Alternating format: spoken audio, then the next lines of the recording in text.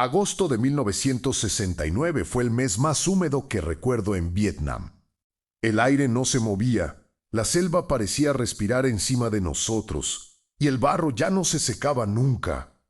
Yo tenía 20 años y llevaba 3 semanas en esa base avanzada cerca de Cuenjichiar, aunque el tiempo ahí no se medía en días, sino en patrullas.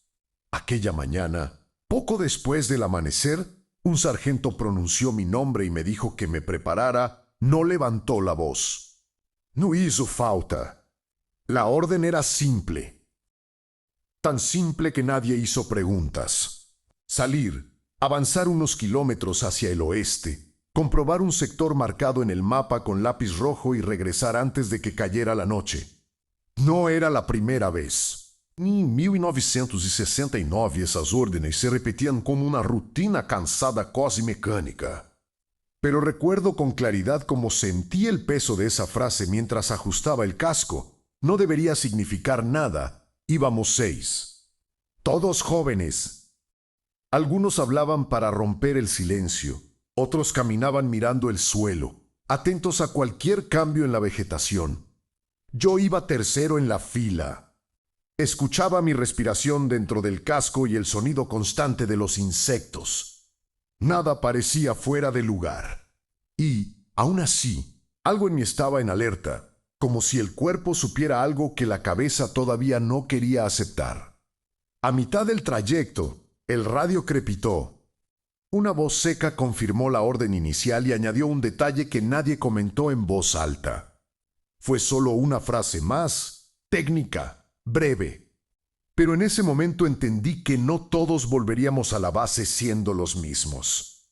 No porque lo que estaba por pasar fuera extraordinario, sino porque la guerra rara vez lo es. Lo que la vuelve insoportable es lo cotidiano. Han pasado más de 50 años desde ese día, y todavía puedo señalar el punto exacto en el mapa. No fue la misión más peligrosa ni la más larga. No salí herido, no recibí medallas. Pero fue la orden que nunca olvidé, porque ahí entendí que algunas decisiones no se quedan en la selva. Algunas regresan contigo, cruzan el océano y se sientan a tu lado durante el resto de tu vida. Este testimonio llegó a nosotros sin nombre completo, sin rango destacado y sin intención de explicar nada. Solo una fecha, un lugar y la advertencia silenciosa de que no era una historia fácil de recordar. Quien lo envió no quiso justificar sus decisiones ni presentarse como héroe. Solo pidió que se contara tal como fue vivida, con los detalles que todavía pesan y los silencios que nunca se llenaron del todo. En este canal reunimos relatos de hombres y mujeres que estuvieron en guerras distintas, en épocas distintas, pero que cargan con recuerdos sorprendentemente parecidos. No hablamos de estrategias, ni de victorias, ni de discursos oficiales.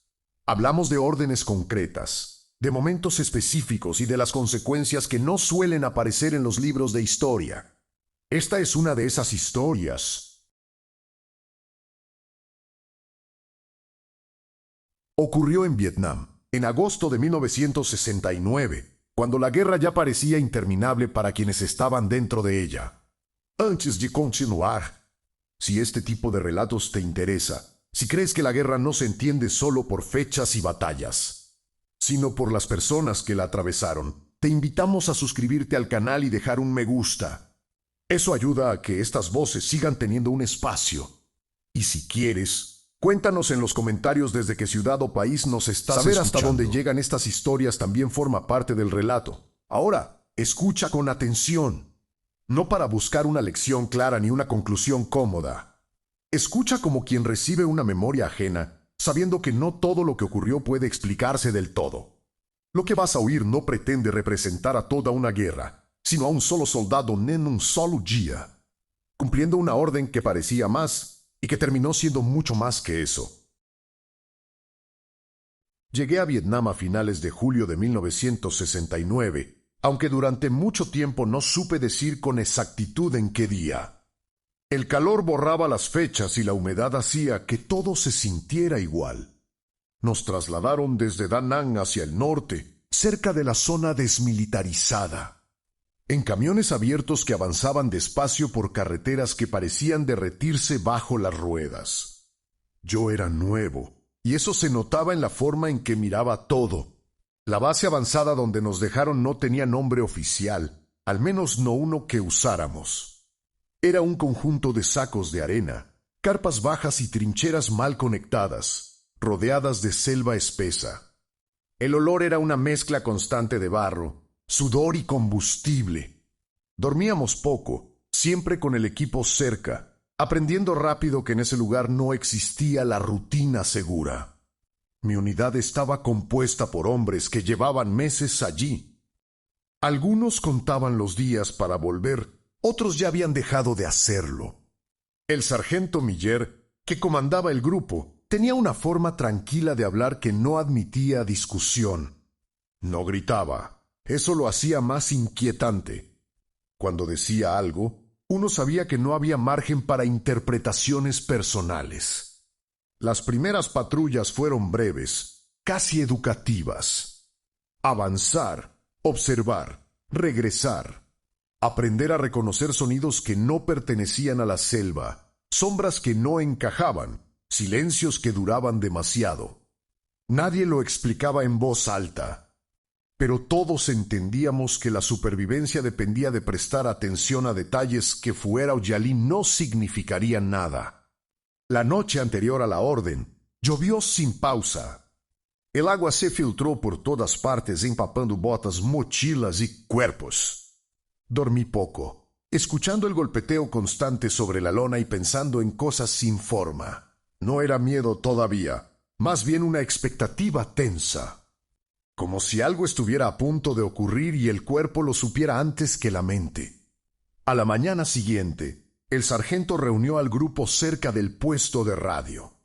El mapa estaba extendido sobre una caja de municiones. Marcó un sector al oeste, cerca de un arroyo que aparecía señalado solo como una línea azul delgada. Dijo que había informes de movimiento reciente, nada concreto. Nada urgente. Ese tipo de información que se recibe todos los días. Revisé mi equipo en silencio. El peso era el mismo de siempre, pero se sentía distinto. Ajusté las correas, comprobé el arma, guardé una fotografía doblada en el bolsillo interior. No miré la imagen, nunca lo hacía antes de salir. Había aprendido que algunas cosas era mejor no traerlas al frente de la cabeza. Antes de partir, uno de los muchachos, Thompson, hizo un comentario sin importancia, algo sobre la lluvia o el barro. Nadie respondió. No era descortesía, era concentración. Cada uno estaba encerrado en su propio espacio, repasando movimientos, recordando instrucciones, preparando el cuerpo para caminar durante horas sin saber qué iba a encontrar. Cruzamos el perímetro poco después de las 6. El sol todavía no había ganado fuerza, pero el calor ya se hacía notar. La vegetación se cerró a nuestro alrededor casi de inmediato. El sonido de la base quedó atrás en pocos minutos, reemplazado por el zumbido constante de insectos y el crujir de ramas bajo las botas. En ese momento, la orden todavía era solo eso, una orden más. No había nada que la distinguiera de otras que ya había cumplido en esas semanas. Caminaba, atento al terreno, siguiendo al hombre delante de mí. No sabía que ese recorrido, aparentemente común, iba a marcar el punto exacto en el que la guerra dejó de ser algo externo y empezó a instalarse, de manera silenciosa, dentro de mí. Avanzábamos despacio, siguiendo una formación que ya se había vuelto automática. El primero abría camino con cuidado, marcando el ritmo. Yo seguía atento a sus pasos, tratando de pisar exactamente donde él pisaba. En la selva, repetir el movimiento de quien va adelante no es una cuestión de disciplina, sino de supervivencia. Cualquier variación podía significar un sonido fuera de lugar. El arroyo apareció antes de lo que esperaba. No era más que una franja de agua turbia, rodeada de vegetación baja. El mapa lo mostraba como un detalle menor, pero en el terreno todo parecía amplificado. El sargento Miller levantó el puño y nos detuvimos Nadie habló. Nos repartimos en silencio, cubriendo los flancos mientras él observaba el área con calma estudiada. No vimos nada. Ningún movimiento, ninguna señal evidente. Eso, en Vietnam, rara vez significaba tranquilidad. Permanecimos allí varios minutos, escuchando. El tiempo se estiraba de una manera extraña. Podían ser segundos o podían ser horas. El cuerpo se acostumbraba a esa espera tensa, pero la mente nunca terminaba de hacerlo. Fue entonces cuando llegó el mensaje por radio. El operador lo recibió con un leve asentimiento y se acercó al sargento. No escuché las palabras exactas, pero vi cómo la expresión de Miller cambiaba apenas, lo justo para que yo lo notara. Me llamó por señas y me indicó que me acercara junto con Toms.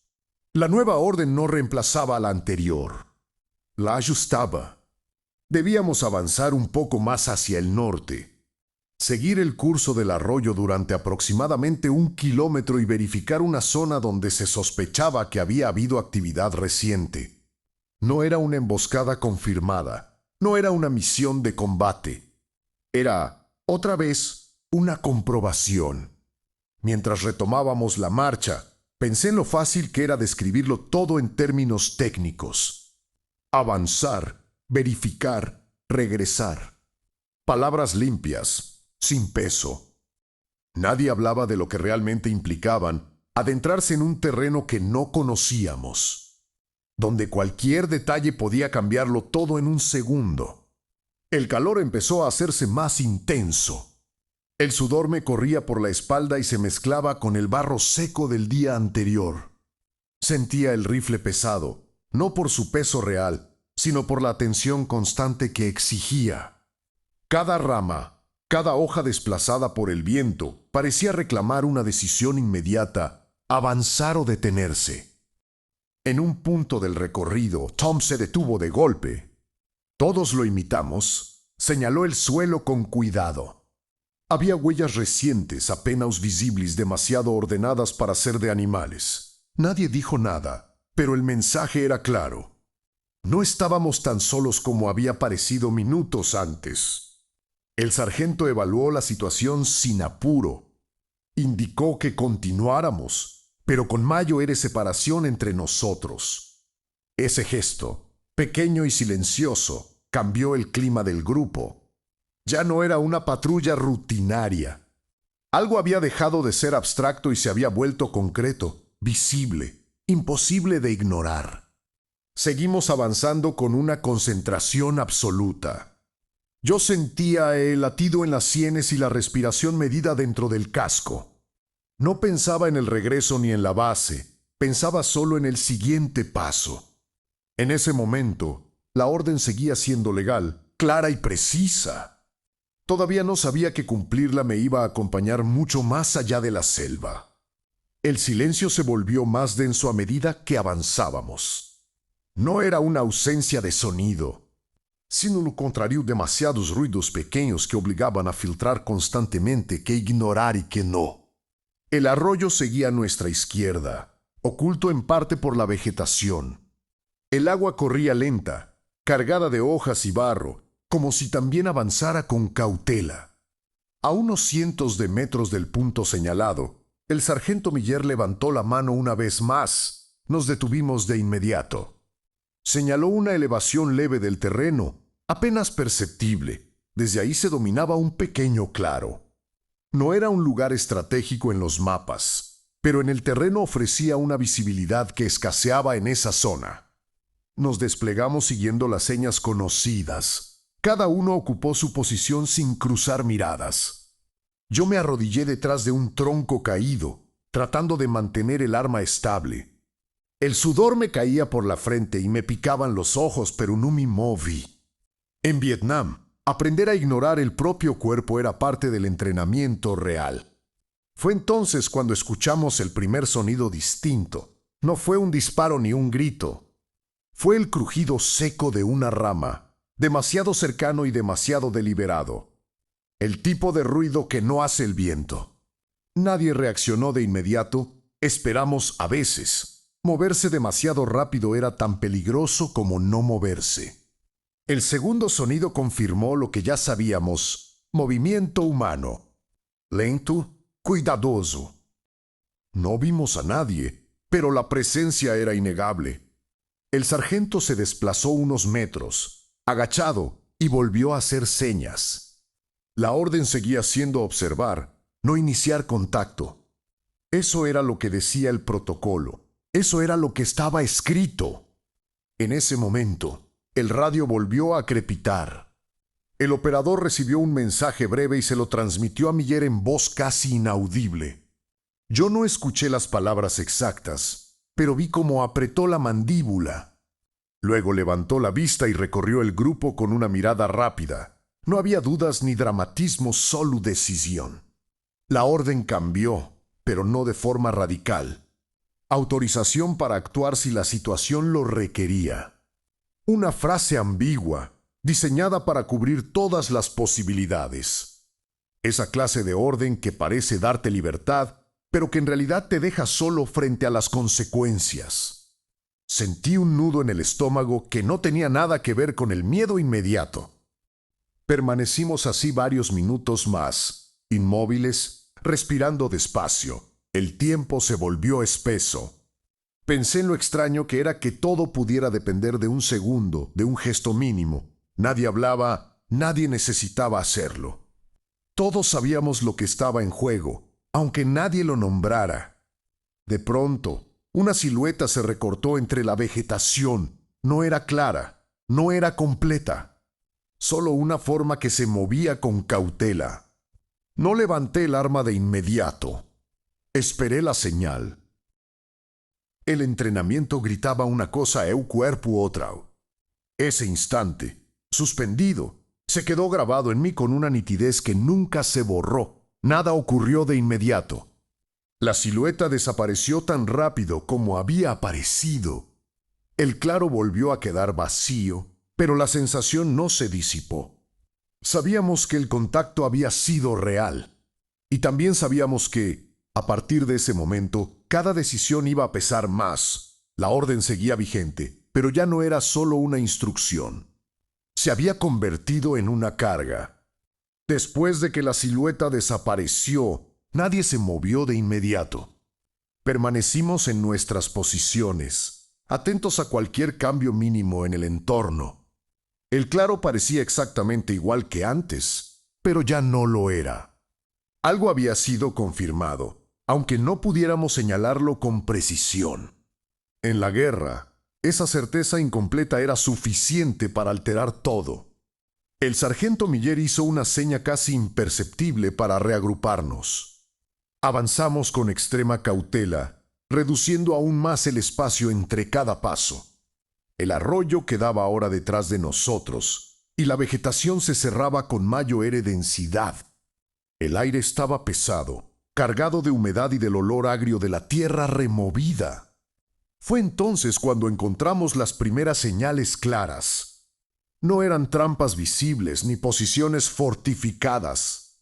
Eran restos, una huella profunda donde alguien había apoyado peso, una rama cortada con herramienta, no quebrada al azar. Detalles pequeños, pero inequívocos. No estábamos siguiendo fantasmas. Había habido personas allí no hacía mucho. Miller se agachó y examinó el terreno con calma. Murmuró algo sobre la dirección y el tiempo. No levantó la voz, no hacía falta. Todos entendíamos que la patrulla había dejado de ser una simple verificación. Seguíamos cumpliendo la orden original, pero ahora cada metro avanzado nos alejaba un poco más de la posibilidad de regresar sin consecuencias. El radio volvió a activarse. Esta vez, el mensaje fue más largo. El operador tardó unos segundos en transmitirlo. Se hablaba de actividad confirmada en sectores cercanos y de la posibilidad de que no estuviéramos solos en el área. La instrucción final fue clara: continuar y confirmar. Nada más, nada menos. Sentí un peso extraño en el pecho. No era pánico, pero tampoco tranquilidad. Era la conciencia plena de estar en un punto sin retorno inmediato. Pensé en lo fácil que era dar una orden desde lejos. y en lo diferente que se sentía cumplirla ahí, con el barro hasta los tobillos y el sudor nublando la vista. Avanzamos unos minutos más hasta que Miller volvió a detenernos. Señaló un grupo de árboles ligeramente separados del resto. Era una posición lógica para observar el claro sin exponerse demasiado. Nos desplegamos otra vez cubriendo ángulos, revisando el suelo, conteniendo la respiración cada vez que algo crujía bajo las botas. En ese momento, escuché un susurro. No una voz clara, sino un murmullo breve, humano. No venía de nuestro grupo. Giré la cabeza lentamente, tratando de ubicar el origen sin delatarme. El entrenamiento me decía que esperara. El cuerpo me pedía reaccionar. Esa contradicción me paralizó durante un segundo eterno. Miller levantó la mano, deteniendo cualquier movimiento. Sus ojos se movían rápido, evaluando. Nadie disparó, nadie habló. El murmullo se repitió apenas usada bala y luego se apagó. El silencio que siguió fue más pesado que cualquier ruido anterior. Sabíamos que habíamos sido detectados, aunque no supiéramos por quién ni cuántos. En ese instante entendí que la orden ya no era solo una tarea que debía cumplirse. Se había transformado en una decisión que nos iba a definir, independientemente de lo que ocurriera después. No había heroísmo en eso, ni épica. Solo hombres jóvenes, en un lugar ajeno, sosteniendo una responsabilidad que no terminaba cuando la patrulla acabara. El contacto ocurrió de manera abrupta, sin anuncio previo. Un movimiento rápido a la derecha, demasiado cercano para ignorarlo. Miller gritó una orden corta y todos reaccionamos casi al mismo tiempo. No hubo tiempo para pensar en estrategias complejas. Solué en Kubrija avanzar unos pasos y no perder la posición del hombre que teníamos delante. Vi a uno de ellos por un instante. No más que eso. Un cuerpo agachado, ropa oscura empapada de barro, una expresión que no alcancé a descifrar. No parecía muy distinto a nosotros, salvo por el hecho de estar del otro lado. Ese detalle, mínimo y brutal, se me quedó grabado mucho más que cualquier disparo. El intercambio fue breve y desordenado. Sonidus secus. Gritus coctus, vegetación moviéndose de forma violenta. El tiempo se fragmentó. Recuerdo el retroceso del arma, el olor de la pólvora mezclado con el de la tierra húmeda, y la sensación de estar actuando por inercia más que por decisión consciente. Cuando todo se detuvo, el silencio volvió de golpe. Nadie celebró, nadie habló. Uno de los nuestros estaba en el suelo, herido en la pierna. No era grave, pero era suficiente para cambiar el tono de la misión. Miller ordenó asegurar el área y preparar la evacuación. La orden original había sido cumplida, aunque a un costo que no figuraba en el informe. Mientras atendíamos al herido, vi el cuerpo del otro lado tendido entre la vegetación. No me acerqué. No hizo falta. Saber que estaba ahí fue suficiente. No sentí alivio ni triunfo, sentí cansancio. Un cansancio profundo que no tenía que ver con el esfuerzo físico. La evacuación fue lenta. Cada paso de regreso se sentía más pesado que el anterior. El calor ya era insoportable y el sudor nos empapaba los ojos. Nadie habló durante el trayecto, no porque estuviera prohibido, sino porque no había nada que decir que mejorara la situación. Al llegar a la base, todo volvió a una normalidad extraña. Informes, revisiones, instrucciones para la siguiente patrulla. El herido fue trasladado. El resto quedó en silencio, limpiando el equipo, evitando miradas prolongadas. La guerra seguía, indiferente a lo que había ocurrido unas horas antes. Esa noche, mientras intentaba dormir, repasé la orden una y otra vez. Había sido clara, legal, correcta según el manual. Y aún así, no lograba sacudirme la sensación de que algo se había desalineado dentro de mí. No por lo que hice, sino por lo fácil que había sido hacerlo cuando llegó el momento. Entendí entonces que la guerra no te cambia con grandes gestos, sino con acumulaciones pequeñas, órdenes cumplidas, decisiones tomadas en segundos, consecuencias que se arrastran durante años. Aquella fue una más en una lista larga, pero fue la primera que se quedó conmigo de forma tan nítida. Nunca volví a pasar por ese punto exacto de la selva, pero todavía hoy puedo verlo con claridad. No porque fuera un lugar especial, sino porque ahí comprendí que algunas órdenes no terminan cuando se cumplen. Algunas te acompañan mucho después, cuando ya no llevas uniforme y nadie te pide que obedezcas nada. No escribo esto buscando comprensión ni perdón. Con el tiempo entendí que algunas experiencias no se resuelven contando los detalles correctos ni encontrando las palabras justas. Sí quedan ahí como una capa fina que se deposita sobre todo lo que viene después. Esa orden fue una entre muchas, pero fue la primera que me enseñó que cumplir no siempre significa cerrar. Después de Vietnam volví a una vida aparentemente normal. Trabajo, familia, rutinas simples. Nadie me preguntó nunca por ese día específico de agosto de 1969, y yo tampoco lo ofrecí. No porque fuera el más violento, sino porque fue el más claro. El momento exacto en el que comprendí que la guerra no termina cuando uno regresa a casa, sino cuando deja de repetirse en la memoria. Y eso, para algunos, nunca ocurre del todo. Si este relato llegó hasta aquí, no es para explicar una guerra ni para representar a todos los que estuvieron allí. Es solo una voz entre muchas, contando lo que quedó fuera de los informes y las medallas.